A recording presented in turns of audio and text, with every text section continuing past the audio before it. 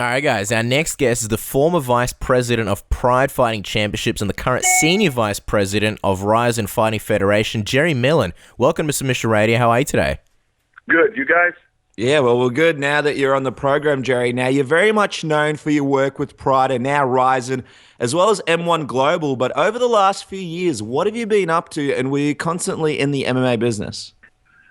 Yeah, basically. I have 3 small children, so, I spend a lot of time with my kids because my family comes, first for me. So I spent a lot of time with the kids. When I left M1 about 3-4 years ago, I always worked on boxing. So I worked with DirecTV and with HBO. I worked with Pacquiao, Mayweather, Canelo, Cotto. I worked on all the big boxing events over the past, actually, 10 years. And, I supplemented my time a little bit of MMA. I worked with Brett Rogers a little bit until he fell off the wagon. Couldn't save him. And then I also worked with a young fighter by the name of Chris Huggy Bear Barnett. I want to write that name down. You're going to hear a lot from that kid. Great fighter, great personality. We've had him in Japan fighting for IGF. And he'll probably come stateside here and do some fighting here in the near future. But, yeah, I've kept my hands in mixed martial arts because that's my first love for sure. Sure, I can definitely see Chris in Rizin. He'd be a perfect fit. We saw you in the Bellator cage when Fedor's return was officially announced. How is it that you became a part of Rizin? Did Sakakibara reach out to you because of your Pride days, or did you have to sort of contact them and let them know, hey, I'm still here, I'm interested? No, ever since, Pride went away, I'm very close with Sakakibara, and I have the utmost respect for him. I think that he is the best promoter in mixed martial arts, aside from, my close friend Scott Coker. Of course, he does a great job too, but great person to work with, and I had a great time with him at Pride, and I've continued my friendship with Sakakibara-san for the past 8 years since Pride went away, and I would always travel to Tokyo probably 3 or 4 times a year since Pride was gone, and every time I'd go visit him, and, when Pride was purchased, UFC made Sakakibara sign a 7-year non-compete. So he had to stay out of the business for 7 years. So he stayed out of the business for 7 years. We're here at 8-year mark, and we started Rizin. He told me, he was thinking about it about a year ago. He said, what I think? And I said, now's the perfect time. I think it's a perfect storm. I think UFC is kind of on a downswing. My friend Scott Coker's at Bellator. I think the timing's perfect. And he said, all right, you want to do this? I said, yeah, let's do it. So we did it. And here we are now. You say you think UFC's on the downswing. Why is that? What makes you say that they're on a downswing? Maybe downswing is the wrong word. I think it's become almost like, so many shows, it just becomes kind of blasé. One week after the other, it's, there's not many fights I even personally look forward to. I think that it's been sterilized in the sense they put him in uniforms. You can interchange the guys, not know who looks like what. There's not much personality unless you are the anointed one, they don't elevate you. Unless they choose you to be that personality like Ronda or Conor, you're not the anointed one. So to me, the pay-per-views have been on a downswing for the past 3 or 4 years. I work in the pay-per-view industry. Ronda's done well, Conor's done well, but besides that, their pay-per-view numbers are on a huge downswing. Let me ask you, Jerry, we see on Twitter that you're hashtagging everything with hashtag Pride Never Dies. And of course, the look and feel of Rizin is almost identical. What exactly is the goal and aim behind Rizin? Is it meant to be a direct continuation of Pride, or are you trying to do something different? It's kind of both. Pride had a soul, and it was more than just a promotion, especially for the fighters that fought in it. And you can ask any of the guys that ever fought in Pride, and for also the people that work for the company. Pride was a name, but it honestly had a soul. And when it went away, it killed a lot of us. It was like, I felt like we got stabbed in the heart. So Rizin is somewhat of a continuation because it still has that same momentum and that same soul behind it. Rizin is the name, but really you can call it Pride 2.0. And, the direction we want to go in is it's Rizin Fighting Federation. So Sakakibara has a bigger picture where he wants it to be like the World Cup of football or soccer, in the sense that where all the outside promotions work together, that are willing to work together, and bring together some of the best fighters in the world and fight on the Rizin stage, and then we'll develop some characters and some fighters, and we can share them. Because the world is big enough that where some of these promotions, we can work together with Bellator or Bama or, whoever you jungle fight. If we work together, it's a better product for the fans. And at the end of the day, really, who are we putting these fights on for? For the fans. That's what this is all about. It's about the fans at the end of the day. So that's the big picture, is to try to get the organizations together and have like a World Cup of mixed martial arts.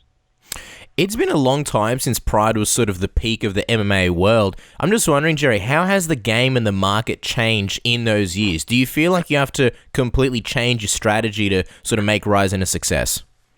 I guess it depends on what market you look at. The Japanese market is still the same, and I think the American market is technically, to me, it's still the same, as it was. Rizin is a different product because it is based in Japan, and the 10-minute first round, the soccer kicks, the yellow cards, people miss that. And anybody that knew Pride, or anybody that doesn't know Pride, if you watch Rizin, that 10-minute first round, man, it really shows you, it separates the men from the boys, and it makes a huge difference in the fight. And that's why I think we had so many great matches on the 29th and also on New Year's Eve in Rizin, because the rule set is different. And at the end of the day, people just want to be entertained. There's a million good fighters out there, great fighters, but people want to be entertained. And it's the whole package. It's the presentation, it's the sportsmanship, it's the characters, and then ultimately it's the fight. And the people just want to be entertained, and I think Rizin delivers that. Well, the first Rizin show was met with a lot of positivity from fans and the media. However, the numbers in both Japan and the States didn't really reflect that. I'm just wondering, Jerry, what's your take on the first event? Was it a success in your opinion? It was a huge success. The numbers in Japan were great. We more than doubled the number for Fuji TV. Fuji TV is very happy. Mm-hmm. We more than doubled their numbers from the ratings from what they did last year on New Year's Eve. We had about 4 million people watching Japan, that's a huge number, 4 million people. You got to remember, we were gone for 8 years, so you have to wake that market back up. And I think it was like 12,300 and then 18,000 the second night. Those are, listen. We didn't create any new stars to market, in the sense that we had a very short time to put this together. So putting 30,000 people over 2 nights in an arena, 4 million people watching on television in Japan, that's a huge success in my book. Nobody in Japan has been able to do that in 8 years. And in the U.S., the spike numbers were good. You got to look at, we were at 10 o'clock in the morning. A lot of people watch it on the internet. The Spike numbers were good. Spike was happy with the numbers. We were happy with the numbers with Spike. The college football playoffs were on that day. We had a ton of competition. But overall, I think it was a great success. Yeah, people had some Phaedo with their breakfast. I'm just wondering, was there any big lessons you took from the debut event, or anything that surprised you moving forward? What's not surprised me, but, I think in Japan, fighters just fight harder. I don't know what it is, but I think everybody in Japan came to fight. And I think they realized that when you fight in Japan, it's not the same anywhere else. The fans in Japan are different than anywhere in the world. They don't boo you. They love you whether you win or lose. It's not about winning or losing to them. It's about the samurai spirit and the way of the warrior. You can get your ass kicked 9 times straight. But as long as you keep trying to get better and you have that samurai spirit to get in there and try it again, they love you. So I think fighters know that. And when they come to Japan, they know that if they lose, it doesn't mean they're not going to come back. Or if they lose 2 times, it doesn't mean they're not going to come back. It's about putting on a great show. And, I think the fighters know that. And I think that I was really surprised how great the fights were the first night. And to be honest, I was a little nervous. I'm like, man, how do we top those fights that we had the first night? The production, everything, that was awesome both nights. I knew that would be not a problem. But it's like, how do you top those great fights we had the first night? So I was like, oh man, was the second night going to be just as good? And it turned out to be just as good. The shows were very entertaining, and like you mentioned, the production value was good. One of the biggest criticisms from the second show was King Mo being on after Fedor. I'm just wondering, why did you guys make the decision to put him on after the Fedor fight? Because a lot of Russian channels, after the Fedor fight was done, apparently cut their broadcast, and a lot of people didn't stick around to watch the King Mo fight. Why did you guys decide to put it after the Fedor fight?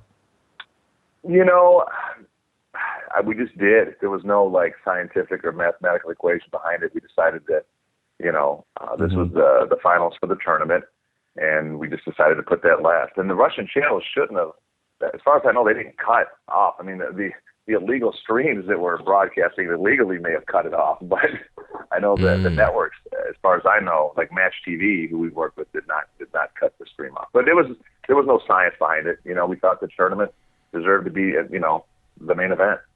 Gotcha. One of the things that Pride in its prime and Rizin have in common is that Fedor seems to be very much the centerpiece. I'm just wondering how much of a factor is Fedor to Rizin, and do you think it would have been possible without him? Yeah, I definitely think it would have been possible without Fedor, but he's a big part of it.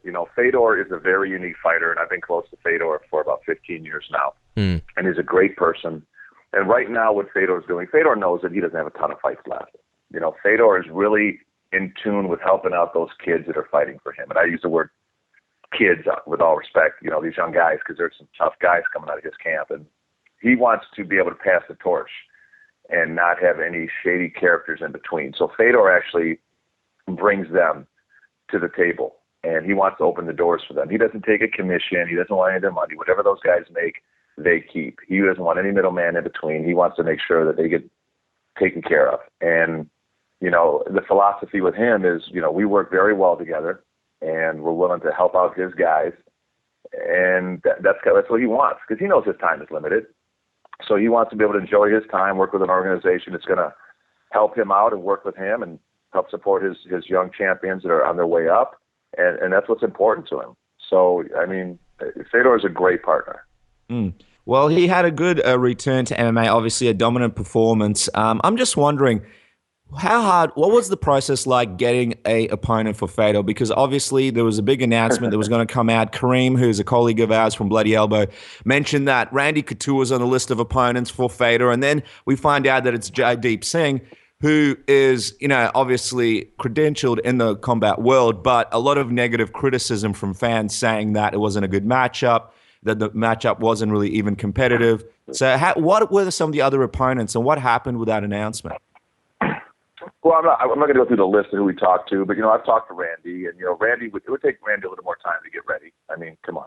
You can just throw it on Randy at the last minute. And never say never. You never know who Fedor will fight next. You never know if Randy Couture would come out of retirement and fight. I think it's a definite possibility. We talked to quite a few guys. Some guys weren't ready. Some guys said they were ready, but they want $5 million. And it's like, come on, man. Our phones were blowing up. And at the end of the day, Jaideep Singh, Sakakibara felt made the most sense. He's of Indian descent, but he's lived in Japan for 3 years. Since he was 3 years old, speaks fluent Japanese, and he is definitely interested in mixed martial arts. And Sakakibara felt that he had the credentials to go up against Fedor. And anything can happen. And it's a fight. I've seen it happen millions of times. And people are always going to complain. No matter who Fedor fought, there would have been a complaint. Make no doubt, because he wasn't in the UFC. All the nut huggers would have complained that he fought this guy's a bum, or he should have fought that guy's a bum. But unless he's in the UFC, everybody's going to complain. And even if he's in the UFC, people are going to complain who he fights. That's the problem. It's like, you really have to step back and say, number one, Fedor makes the decision if he wants to accept this opponent. Fedor accepted Jaideep Singh. Fedor is a grown man that's proven himself time and time again in the sport, and he doesn't have to answer to anyone. He didn't have to come back. He came back for the love of the sport. He was fine with Jaideep Singh as an opponent, and I think everyone should respect that. And, the debate, he's not the greatest of all time. It hurts his legacy. Fedor's legacy is cemented. I've seen 90% of Fedor's fights live.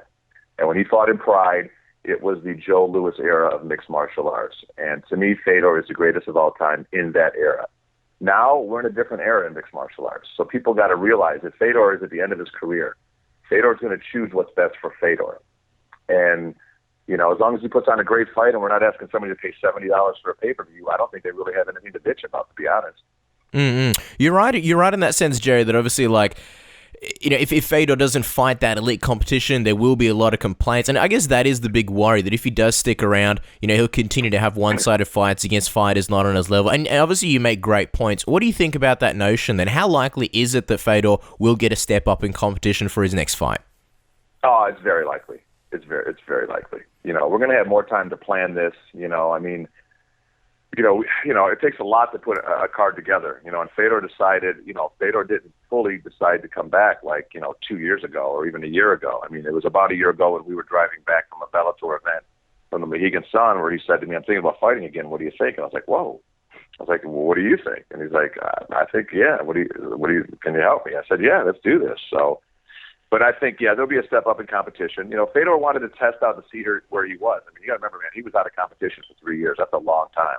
He had a suit and tie job with President Putin, and he just can't take the sport out of him. He just missed the competition more than anything.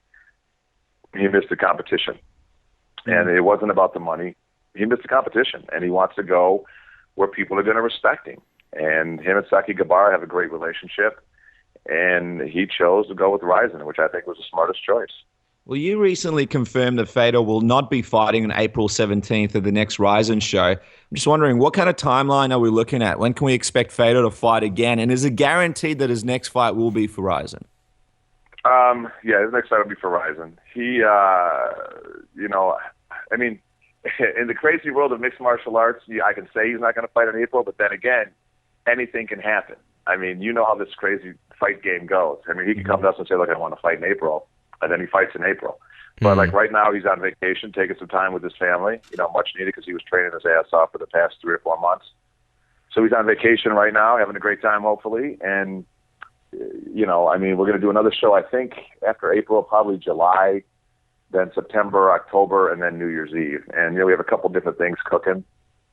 So, it could be July. It could be, the September, October show. It just depends on which way, Fedor wants to go. I'm curious because we had King Mo on the program last week, and he mentioned how he'd like to fight Fedor next. Obviously, there's a lot of commotion around it. People really want to see that fight. Obviously, he's also signed to Bellator. You mentioned how important the tournament was, how you put him at the end of the event. What happens with King Mo now that he's won that event? Does he fight Fedor next, or what do you guys do with him? That's something we have to sit down with Scott Coker and figure out what we want to do, because obviously, Mo fights for Bellator, and could it be a Fedor fight? Sure. Why not? Anything. I mean, you can't say no. But, when you say Mo, I love Mo, but everybody wants to fight Fedor. That's like everybody and their brother called me when Fedor announced that he was coming back. Because everybody wants to fight Fedor because, if you beat him, you make a name for yourself.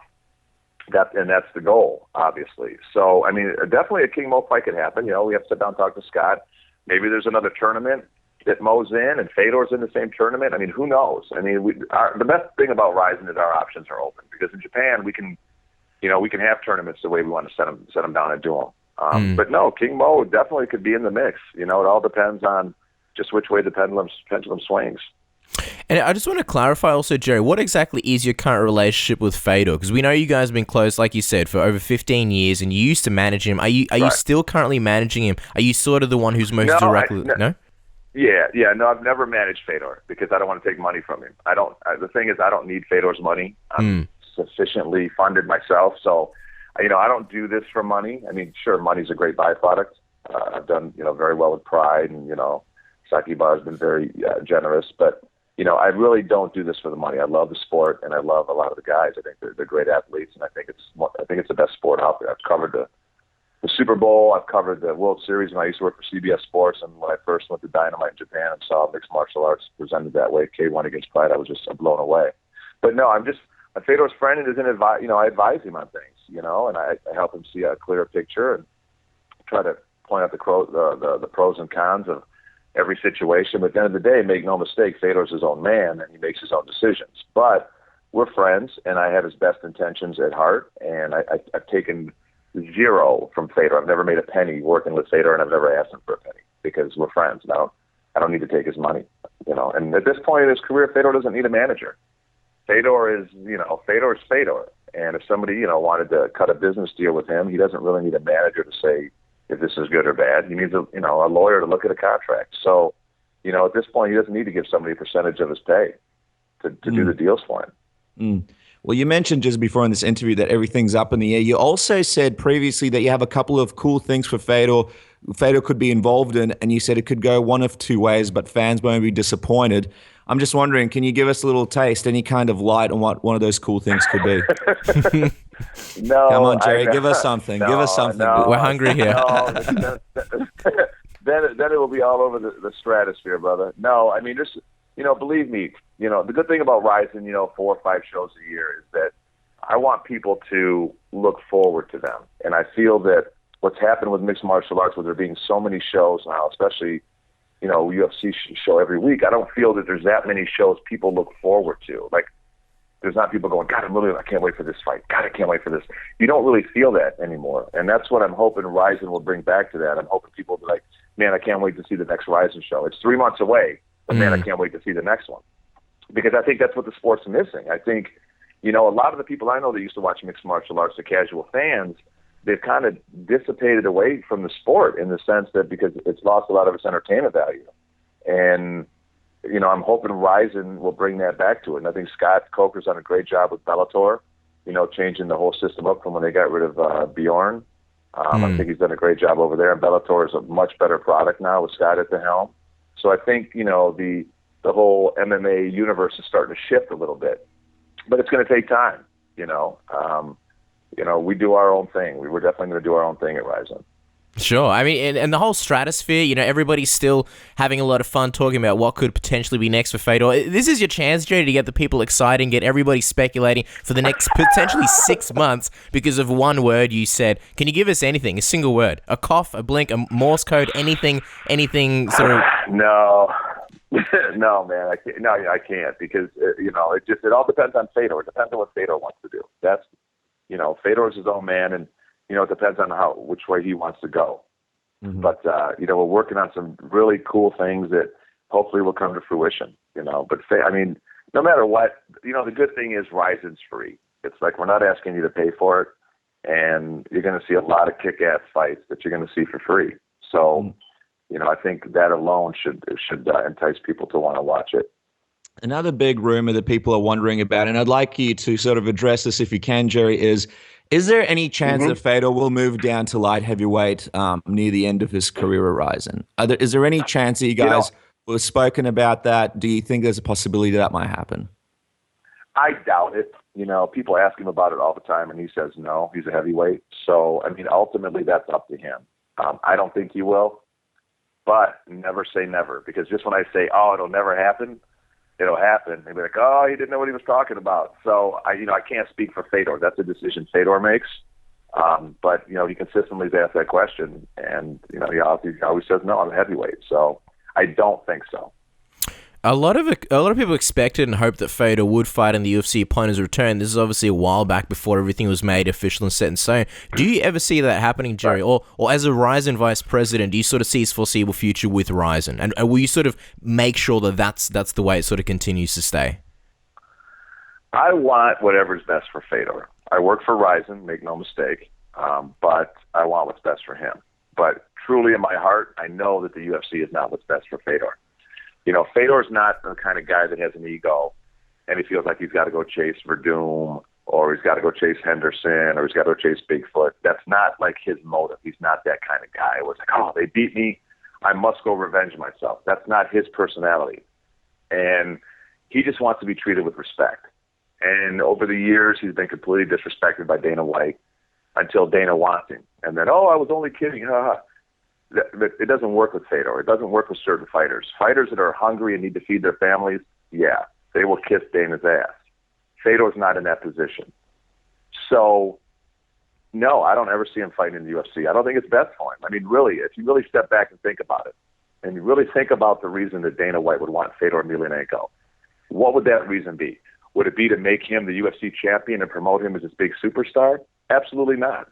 It would be to destroy him and say, look, the last piece of pride that I could never get, I got and I destroyed. Make no mistake, they don't want Fedor as the champion over there. They want to bring Fedor in to get beat.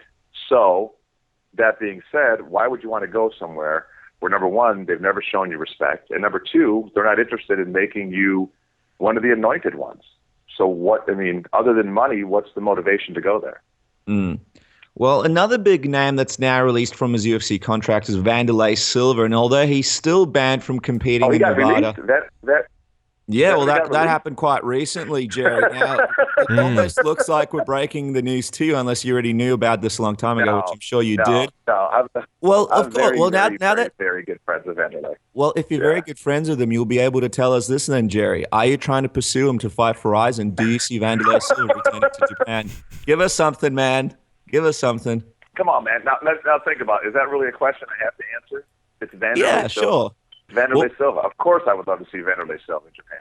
He's a warrior. Vanderlei Silva is one of my favorite fighters in the world because Vanderlei Silva brings it. Every fight, win or lose, Vanderlei Silva is a warrior, and he brings it. Either you're going to kick his ass or he's going to kick your ass. And he's a great I love Wanderlei Silva. Very good friend. And I would love to see Vanderlei in Japan. So we'll see. Do you think that if he does get signed, because obviously, when Vandelay got released, the first thing that people thought was, wow, now you can make Fedor versus Vandelay in Rizin. Do you think that's the sort of direction that you'd want to go in? Sure. I think it'd be a great fight. I mean, we'll see if we can make it materialize, but I think it'd be a huge fight.